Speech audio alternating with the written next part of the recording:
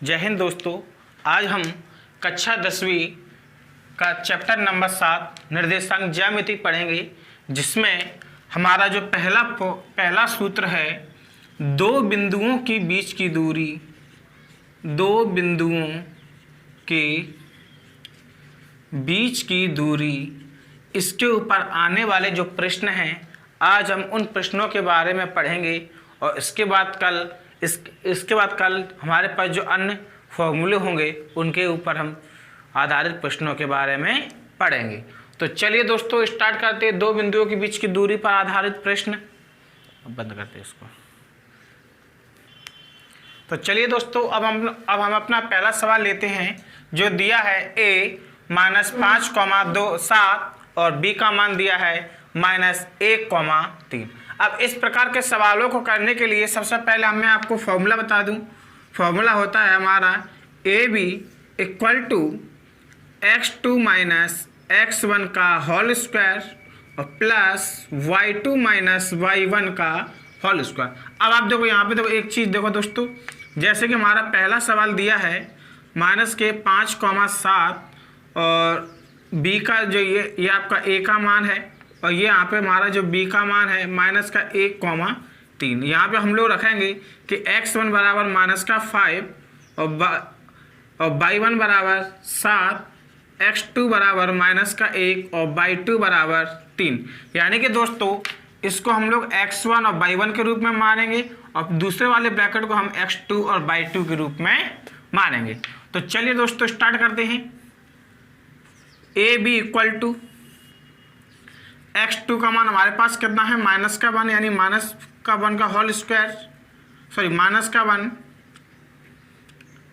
x2 का मान हम लोग यहाँ पर रख रहे हैं -1 और x2 - x1 का मान है -5, यानी एक ये वाली माइनस और एक ये वाली माइनस, माइनस हो गया, प्लस यानी 5 का स्क्वायर प्लस y2 - y1, यानी y2 का मान हमारे पास 3 है और y1 का मान हमारे पास कितना है 7 का स्क्वायर।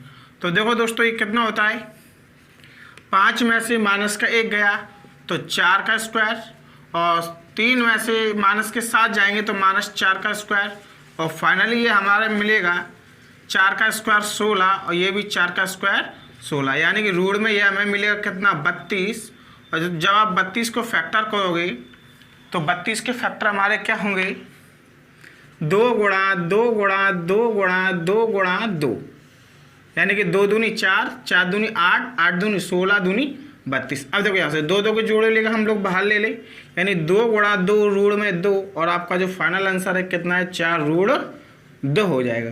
तो इस प्रकार से दोस्तों हमें दो बिंदुओं के बीच की दूरी पर आधारित सवालों को हल करना है। तो चलिए दोस्तों अब इसी पे आधारित अब हम अपना दूसरा सवाल लेते हैं, जो दिया है a के मान दिए गए हैं 2, 3 और b के मान दिए गए हैं 4, 1।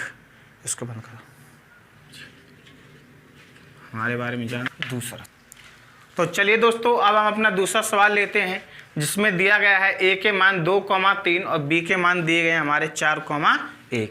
देखिए इसको सॉल्व करते हैं। यानी कि मैंने बताया था पहला वाला मान x1, दूसरा वाला मान y1, पहला वाला मान x2, दूसरा वाला मान y2, यानी x1 का मान हमारे पास 2 है और y1 का मान और x1 का मान 2 और y1 का मान हमारे पास कितना हो जाएगा 3। x2 का मान हमारे पास कितना हो जाएगा 3, सॉरी x2 का मान हो जाएगा हमारे पास 4 और y2 का मान हो जाएगा हमारे पास कितना 1। तो चलिए दोस्तों फिर से हम लोग इसको सॉल्व करते हैं। AB = यानी 4 - 2 का होल स्क्वायर, यानी x2 - x1 का whole square plus y2 - y1, यानी 1 y2 - y1, यानी 1 - 3 का होल स्क्वायर।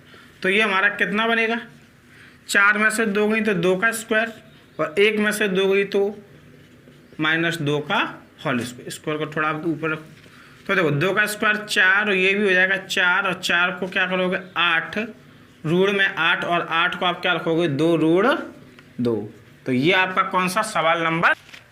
यहाँ पे दोस्तों आपका जो -2 था, यहाँ पे दोस्तों आपका जो यहाँ पे -2 था, तो उसको मैं बताऊँ, अगर यहाँ पे हमारी संख्या यानी घात अगर सम संख्या की घात आती है तो वो माइनस वाली संख्या हमारी किसकी हो जाएगी, प्लस की हो जाएगी। अब सम संख्या क्या होती है, सम संख्या वो संख्या होती है जिसमें हमारा 2 का डिवाइड चला जाता है, मतलब वो संख्या जिसमें 2 का डिवाइड चला जाए हमारी सम संख्या कहलाती है। तो चलिए दोस्तों अब हम अपना तीसरे सवाल पे चलते हैं, उसको सॉल्व करते हैं।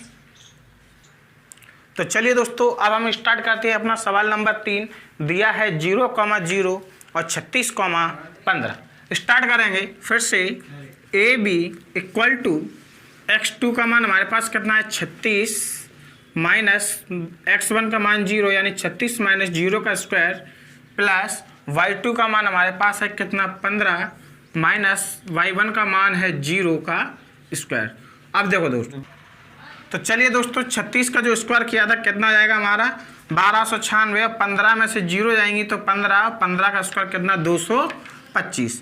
जब आप इन दोनों को जोड़ोगे तो जोड़ने पे हमें कितना मिलेगा 1521, और 1521 को आप क्या रखोगे 39 गुणा 39, यानी हम यहाँ पे 39 का जोड़ा बनाएंगे और हमारा जो आंसर आएगा क्या आ जाएगा 39 मात्रक आ जाएगा।